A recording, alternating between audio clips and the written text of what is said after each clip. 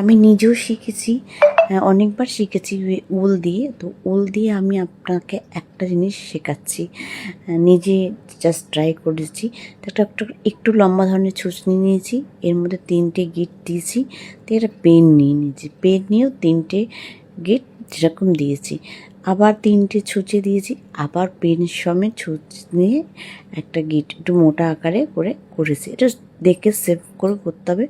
Red কালারটা নিয়েছি, মানে রেড কালারের ফুলটা করবো বলে। এভাবে 3টে ছুঁচে, 3টে পেনে, 3টে ছুঁচে, 3টে পেনে, 3টে ছুঁচে, 3টে পেনে করে আমার মানে 6টা ফুল করার শখ ছিল। এই করে করে আমি 3টে ছুঁচে, 3টে পেনে, 3টে ছুঁচে, 3টে পেনে করে করে দেখুন এইভাবে যেভাবে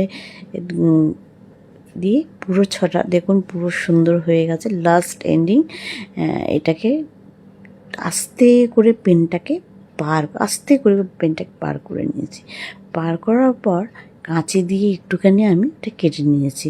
আর এই যে ছুঁচের মধ্যে করেছি, আস্তে আস্তে একটু করে মানে উলটা একটু টেনে টেনে ফুল শেপে একটু টেনে টেনে নামিয়ে নিয়ে আসবেন, যে দেখতে আর একটু ভালো লাগে, ফুলের মতন শেপ লাগে তখন।